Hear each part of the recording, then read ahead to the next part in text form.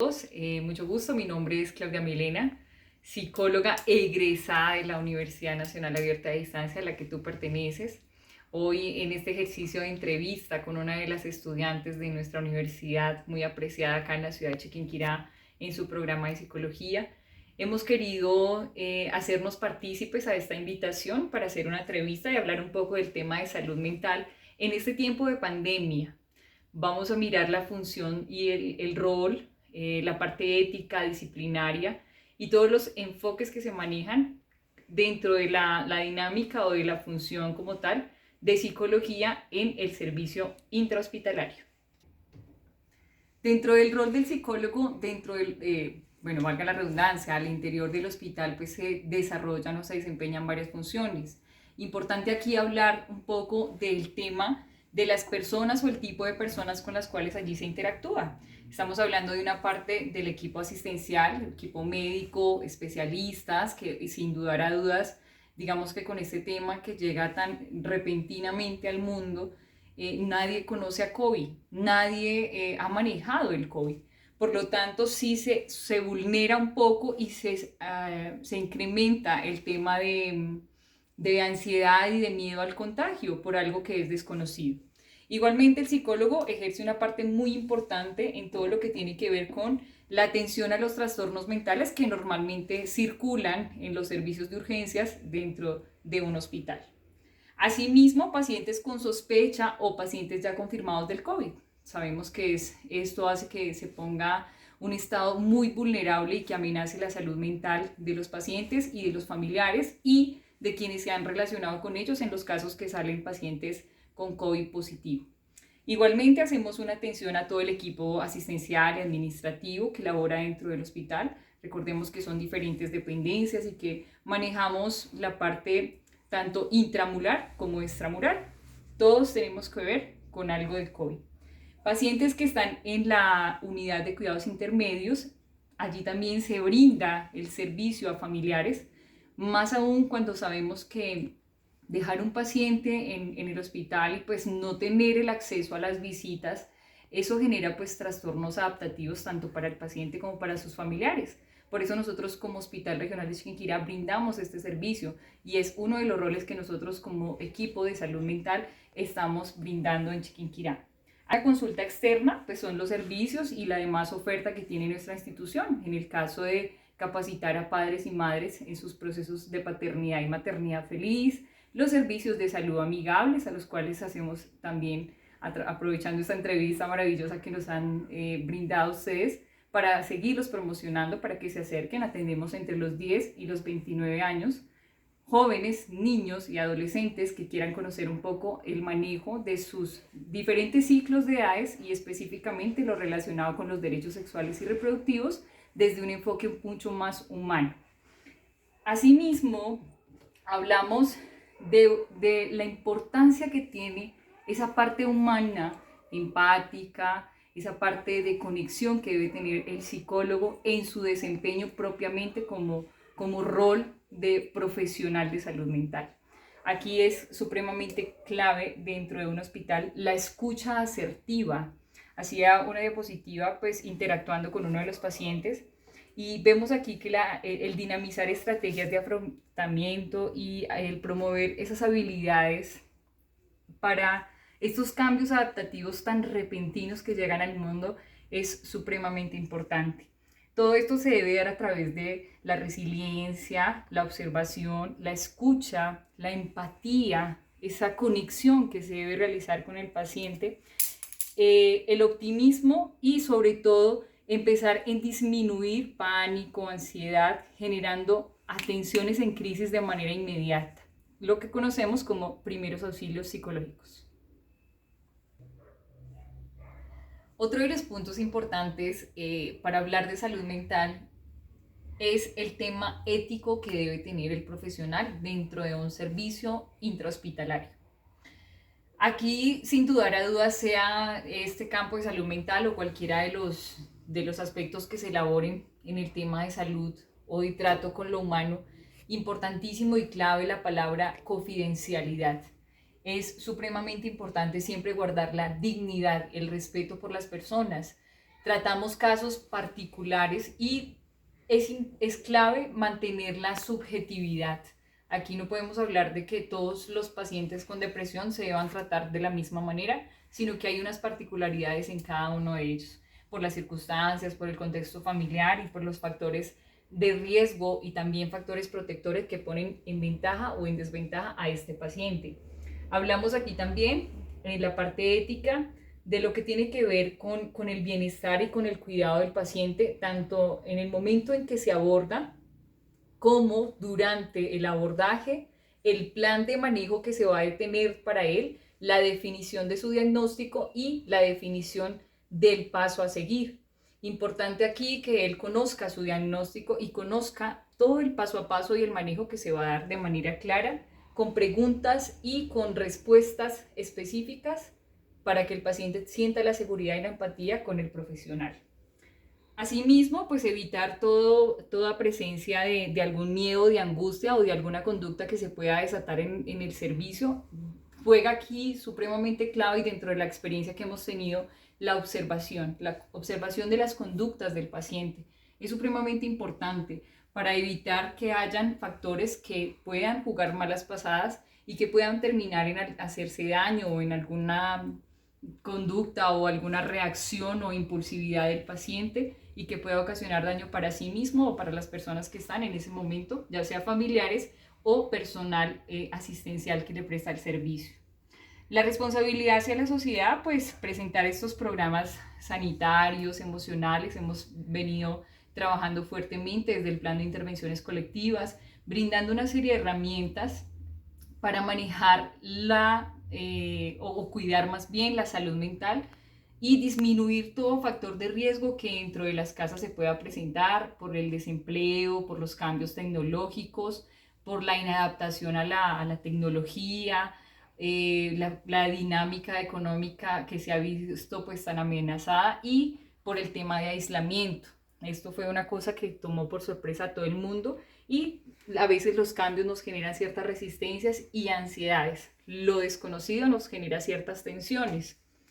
También capacitando a familiares dentro de manejos de todo lo relacionado con bioseguridad para prevenir y disminuir que hayan contagios y en el caso de haberlos, poder disminuir el riesgo a morir, a la morbilidad o al contagio a las personas con quienes se relacione el paciente confirmado. Y la autonomía, el criterio pues, personal de cada paciente, de acuerdo a sus creencias, de acuerdo a sus antecedentes familiares, culturales.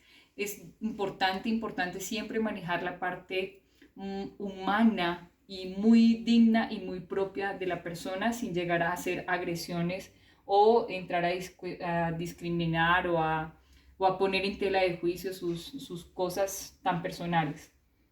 El secreto pues a su diagnóstico, como lo decíamos anteriormente, a menos de que este ponga en riesgo tanto la vida del paciente como de sus familiares o, como lo repetíamos, de personas que estén alrededor. En casos muy puntuales como identificar un abuso sexual, a pesar de que exista el tema de ética, de guardar esa confidencialidad del paciente, en este caso pues es necesario poner en conocimiento de autoridad competente, o ideaciones suicidas o conductas suicidas que ya se estén presentando y que todo el mundo desconozca. Es importante entrar a fortalecer una red familiar siempre y cuando se concerta con el paciente. Cuando ya no se hace, indudablemente hay que activarla, aún pasando por ese criterio de negación que el paciente tenga, en decir, no quiero que lo comenten, porque prevalece la vida en ese caso. En cuanto al enfoque que se maneje, como el desempeño para realizar esta tarea como psicóloga del hospital, digamos que actualmente, o bueno, desde en la experiencia profesional que he tenido, he estado trabajando más que todo el enfoque cognitivo conductual, sin desconocer el humanista, el sistémico, el psicoanálisis y otras series de herramientas y enfoques que son muy bonitos de la psicología, con herramientas muy interesantes para trabajar. Pero en el campo hospitalario, digamos que el tema conductual, cognitivo, es el que más ejerzo. ¿Por qué? Porque allí pues me hace un andamiaje muy amplio de lo que tiene que ver con la observación, la conducta, la forma de cómo se desarrolla el paciente de acuerdo a su edad, a su estructura académica, familiar, etcétera. Entonces, generalmente se trabaja con se agudiza y se profundiza con exámenes de salud mental, desarrollos cognitivos, contextos familiares, personales, sanitarios y administrativos. Igualmente, pues en el tema de hacer una atención